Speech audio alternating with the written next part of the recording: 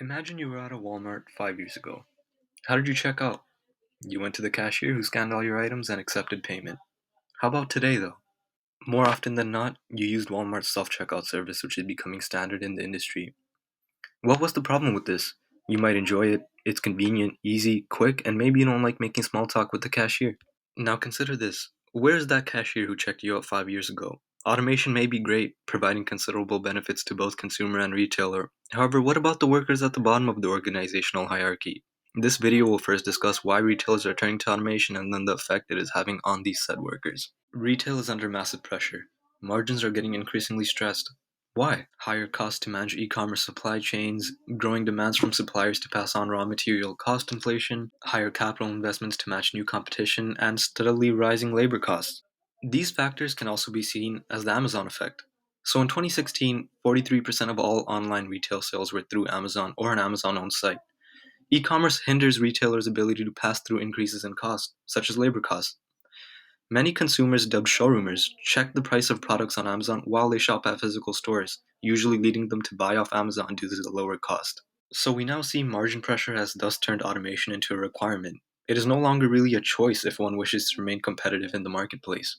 Last year, an assessment of available automation technologies to grocery retailers showed they can operate a typical grocery store with 55 to 65% fewer hours. So, this assessment only referred to technologies that are currently tested and can be implemented, such as electronic shelf labels, self checkout, shelf scanning robots, and automated backroom uploading. This number is really shocking as it only accounts for technology currently available. In the coming years, this figure will only rise with technologies becoming present in the marketplace, such as Lowe's robot that can interact with customers and help them find what they need. Let's take a look at this basic fact. Labor costs account for a significant percentage of a retailer's total expenses.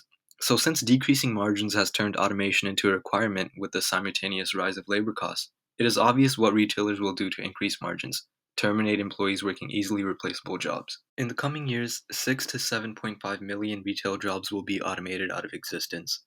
This means the retail workforce will be at risk of becoming stranded workers. Why? The retail industry typically employs people who are low skilled and need flexible scheduling options. It is extremely difficult for these individuals to find another industry that can accommodate their unique situation.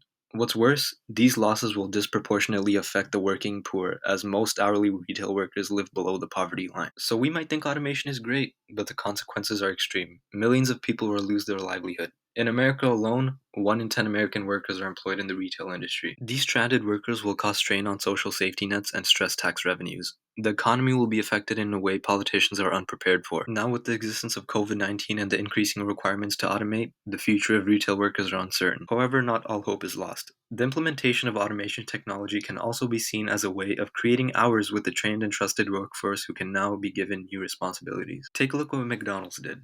When they introduced their self-serve kiosks, they also introduced table service. From this perspective, automation can be seen as a way for retailers to have a new bank of hours to use in new and innovative ways. I want to conclude this video with this. Automation is standardized. The self-checkout at Dollarama and Walmart are basically the same, but no two employees are the same. Employees are still a source of competitive advantage through their unique personalities, character, and ability to provide exceptional service.